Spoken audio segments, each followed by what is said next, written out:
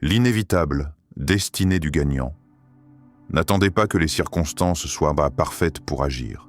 Agissez comme si vous étiez destiné à gagner, car c'est cette foi qui façonne votre réalité. Napoleon Hill. Imaginez un homme au bord d'une falaise, le vent violent frappant son visage, ses muscles tendus, prêts à sauter vers l'inconnu.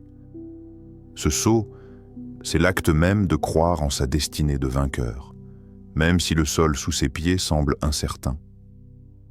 Dans cette tension entre peur et foi, le véritable courage se révèle. Agir, non pas malgré les doutes, mais à travers eux, comme si la victoire était déjà scellée. Qu'est-ce qui vous retient encore d'embrasser ce saut? Quelle part de vous attend encore la permission de croire que la réussite est votre droit de naissance? Le pouvoir de la foi. Inébranlable, la foi est la force qui transforme la pensée en réalité. Sans elle, le désir n'est qu'un rêve creux. Napoleon Hill. La foi ne se contente pas d'être une croyance vague ou une simple espérance fragile. Elle est un acte de puissance intérieure, un levier qui élève l'esprit au-delà des limites visibles, un feu sacré qui allume la flamme de la création. Cette force invisible, pourtant palpable, agit comme un pont qui relie le tangible à l'intangible, le rêve à la matière, le possible à ce qui dépasse l'entendement. Imaginez un instant la femme dont parle cette histoire. Frappée par une maladie que les lumières blanches des hôpitaux avaient classée sans espoir, elle s'est tenue debout, défiant la froide logique médicale, pour embrasser un combat plus profond, plus intime, celui de la foi inébranlable. Chaque matin, elle se levait avec la certitude que son corps guérirait. Elle nourrissait son esprit d'images claires, vibrant d'une santé retrouvée, et cette vision devenait son refuge, sa vérité première. Au-delà des analyses, au-delà des pronostics, elle cultivait une conviction si puissante qu'elle finit par remodeler son propre destin. Cela ne signifie pas que la foi est un miracle instantané, ni un passe-droit pour éviter la souffrance. Non. La foi est une discipline, un engagement à maintenir la lumière même au cœur des ténèbres. Elle n'ignore pas les défis, mais elle leur donne une autre signification. Ce n'est plus un combat contre une fatalité implacable, mais une danse avec la force de l'âme, une énergie transcendante qui refuse de se plier. Car la foi, dans sa plus pure essence, est une action. C'est un choix de se lever, encore et encore, malgré la peur, malgré la douleur, malgré les doutes qui s'immiscent. Elle s'incarne dans chaque pensée que vous laissez croître, dans chaque parole que vous prononcez, dans chaque geste que vous posez. Elle est le carburant invisible qui alimente la machine de la transformation. Dans votre propre vie, ce pouvoir attend. Peut-être est-il enfoui sous le poids des inquiétudes, sous la poussière des échecs, sous le brouillard des hésitations. Mais il est là, vibrant comme un secret ancien, prêt à s'éveiller à la moindre étincelle. Cette étincelle, c'est votre décision. La décision d'arroser la foi chaque matin, comme on soigne une plante fragile en lui offrant lumière, attention et confiance. Et quand la foi devient un feu ardent, elle consume les barrières érigées par la peur et la résignation. Elle dissout les limites du possible et ouvre des chemins que l'esprit rationnel ne peut ni prévoir ni comprendre. C'est dans cet espace mystérieux que naissent les miracles silencieux, ces métamorphoses lentes mais inébranlables où le corps, l'âme et l'esprit se fondent en une force indivisible. Napoleon Hill savait que sans cette foi active, le désir reste un rêve creux, une fumée fugace qui ne laisse aucune trace durable. La foi transforme le désir en volonté, la volonté en action et l'action en résultat. Cette chaîne, invisible mais réelle, façonne le destin de ceux qui osent croire. Maintenant, posez-vous cette question. Quelle est la foi qui vous habite au plus profond? Est-elle une flamme vacillante, prête à s'éteindre face au moindre souffle? Ou est-elle un brasier ardent, capable d'embraser tout ce qui s'oppose à votre ascension? Êtes-vous prêt à nourrir cette foi, à la faire grandir avec la patience d'un jardinier, à l'arroser chaque jour de pensées positives, de paroles puissantes, d'actions déterminées? Êtes-vous prêt à laisser cette foi s'enraciner au cœur de votre être, jusqu'à ce qu'elle devienne cette force irrésistible qui transforme le doute en certitude, l'ombre en lumière? Dans ce cheminement, la foi ne vous abandonnera jamais. Elle est le socle invisible sur lequel reposent vos plus grandes victoires, l'énergie secrète qui propulse les âmes vers la réalisation de ce qui semblait impossible. Au-delà des apparences, au-delà des circonstances, la foi est la clé. C'est elle qui révèle que l'esprit humain est plus puissant que n'importe quel obstacle, que le réel peut être modelé par la force de la conviction. Aujourd'hui, invitez cette foi à renaître en vous. Offrez-lui un espace sacré dans votre quotidien, un lieu où elle peut croître, s'étendre, déployer son pouvoir. Ne laissez pas vos peurs éteindre cette lumière. Au contraire, laissez-la vous guider, vous porter, vous élever. Ainsi, comme cette femme qui a défié la logique, vous découvrirez que la transformation commence toujours par une foi inébranlable. Une foi qui ne demande pas que tout soit parfait, mais qui agit malgré l'imperfection, qui croit quand tout semble vaciller, qui persévère quand le monde dit non. Quelle sera votre réponse à cet appel silencieux? La pensée organisée, le terrain fertile de la victoire. La pensée organisée est le terrain fertile où germe la semence de la réussite. Sans ordre, l'esprit erre et se perd. Napoleon Hill. L'esprit humain est un jardin vaste et complexe, une terre en perpétuel mouvement où les idées, les émotions et les ambitions prennent racine. Mais cette richesse intérieure peut vite devenir un chaos s'il n'est pas discipliné, si les pensées ne s'alignent pas dans un ordre propice à la croissance. La réussite ne naît pas du hasard ni de la simple accumulation d'efforts, elle s'épanouit dans l'organisation précise de la pensée. Imaginez un jardinier, silencieux et patient, agenouillé dans une terre fraîche.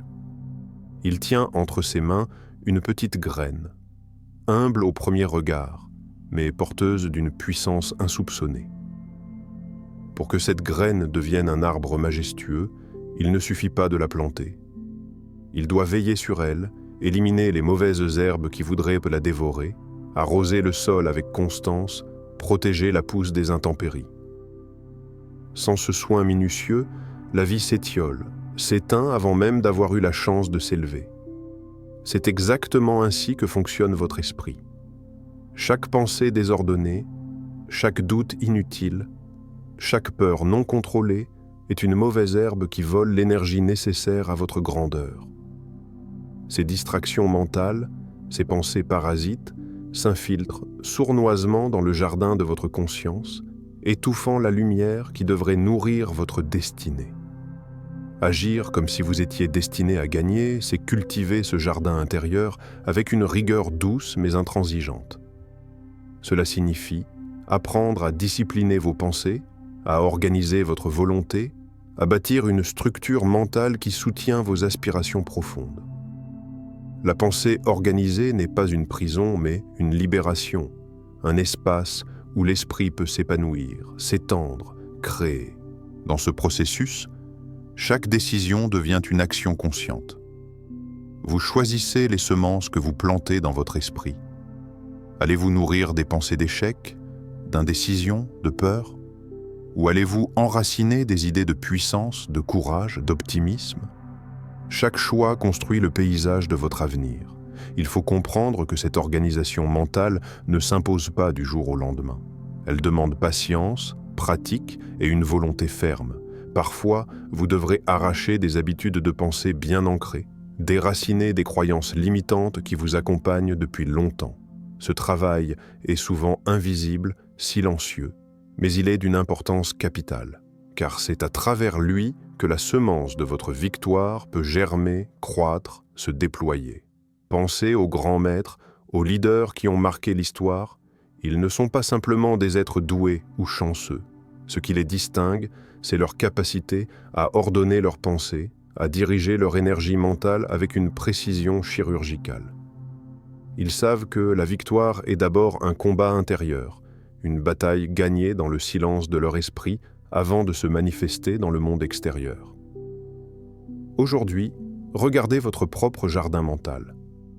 Quelles mauvaises herbes y poussent? Sont-ce les doutes qui vous empêchent d'avancer? Les peurs qui vous retiennent? Les regrets du passé qui brouillent votre vision?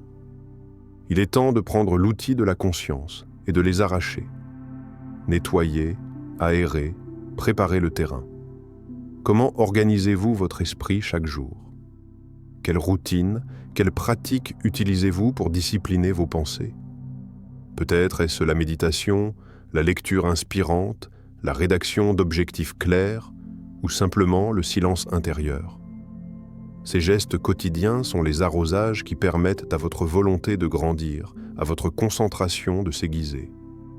N'oubliez pas que votre esprit est aussi puissant que la manière dont vous en prenez soin. Un esprit en désordre est comme un jardin envahi par les ronces. Il étouffe tout ce qui pourrait fleurir. Mais un esprit organisé est un champ fertile, prêt à accueillir la moisson de vos rêves. Dans cette organisation, vous devenez l'architecte de votre destinée. Vous ne laissez plus le hasard ou les circonstances dicter votre chemin, mais vous tracez une voie claire, soutenue par la force d'une pensée précise, ordonnée, dirigée vers un but unique, la victoire. Demandez-vous maintenant: quelle mauvaise herbe mentale dois-je arracher pour permettre à ma destinée de fleurir pleinement? Quelles habitudes de pensée dois-je instaurer pour que mon esprit devienne un sanctuaire fertile où naissent et grandissent mes plus grandes aspirations? Le jardinier ne peut qu'espérer une bonne récolte s'il abandonne son terrain à l'abandon.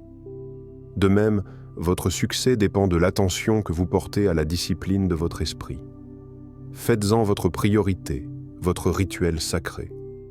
Car c'est dans ce terrain fertile, préparé par une pensée organisée, que la semence de votre victoire germera, s'épanouira et portera enfin ses fruits.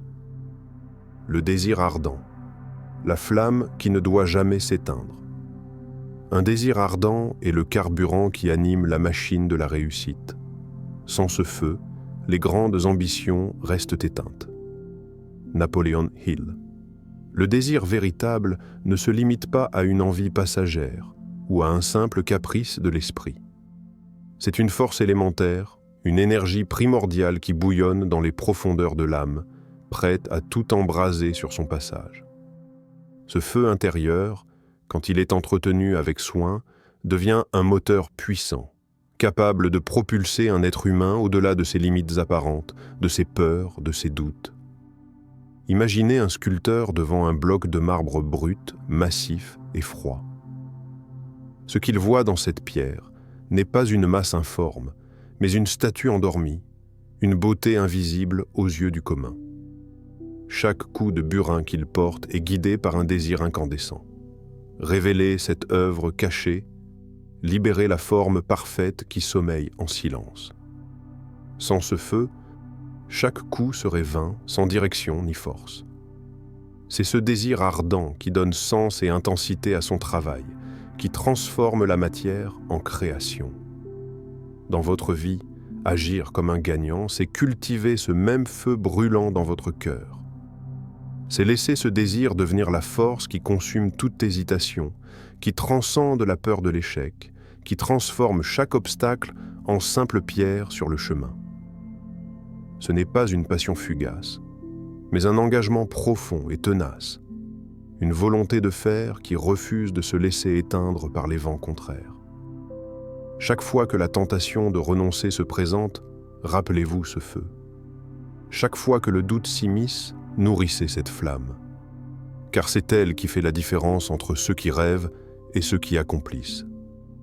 Ce désir ardent, c'est la pulsation même de la victoire. Mais ce feu demande une alimentation constante. Il ne suffit pas de vouloir une chose une fois pour toutes. Il faut le nourrir jour après jour, avec des pensées puissantes, avec des actions déterminées, avec une attention soutenue. C'est un feu sacré, fragile au début, mais qui peut grandir pour devenir un brasier indomptable. À vous maintenant de vous poser cette question essentielle. Quel est ce désir qui fait vibrer votre cœur à chaque instant? Est-ce une petite étincelle timide, prête à s'éteindre sous le souffle du moindre obstacle? Ou est-ce une flamme vive, prête à embraser chaque part de votre être? Et surtout, nourrissez-vous ce feu avec la même intensité que le sculpteur passionné qui façonne son œuvre? Ou laissez-vous ce désir s'éteindre dans les cendres froides du doute, du découragement, de la procrastination? La nature humaine est complexe, pleine d'ambivalence. Il était normal que la flamme vacille parfois, que l'obscurité de l'incertitude menace de tout engloutir. Mais ce qui distingue un véritable gagnant, c'est sa capacité à rallumer la flamme, encore et encore, à trouver la force dans la faiblesse, à transformer la peur en énergie. Il ne s'agit pas d'ignorer la difficulté ni de nier la souffrance, mais d'en faire le combustible même de votre feu intérieur. Chaque échec devient une étincelle, chaque défaite un souffle qui attise les flammes. C'est dans cet état d'esprit que le désir devient une force invincible. Une force qui guide vos pas quand le chemin est obscur, qui éclaire votre route quand tout semble perdu. Une force qui vous rappelle, dans les moments de doute, pourquoi vous avez commencé, pourquoi vous devez continuer. Alors, écoutez ce feu qui brûle en vous, ne le réprimez pas, ne l'étouffez pas. Laissez-le grandir, s'étendre, consumer tout ce qui vous retient. Faites de ce désir ardent la source inépuisable de votre énergie, la raison même de votre existence. Car agir comme si vous étiez destiné à gagner, c'est avant tout agir avec un désir si puissant qu'il ne peut être contenu. C'est laisser ce feu intérieur vous pousser toujours plus haut, toujours plus loin. Quel feu choisirez-vous d'allumer aujourd'hui? La visualisation, voir, pour devenir. Ce que l'esprit peut concevoir et croire, il peut l'accomplir. Napoleon Hill. Visualiser n'est pas simplement rêver ou imaginer distraitement. C'est une discipline consciente, un acte puissant qui donne forme à l'invisible avant qu'il ne prenne vie dans la matière. C'est le pinceau que vous tenez fermement pour peindre le tableau de votre destinée, une toile blanche où chaque détail compte, chaque nuance a sa place. Imaginez un peintre debout devant cette immense toile vierge. Ses yeux ne sont pas rivés sur la blancheur indécise, mais sur l'œuvre qu'il porte déjà en lui, une création complète, riche, vibrante. Chaque coup de pinceau n'est pas un hasard. Il sait exactement où poser sa couleur, comment mêler les teintes, comment faire naître la lumière et les ombres.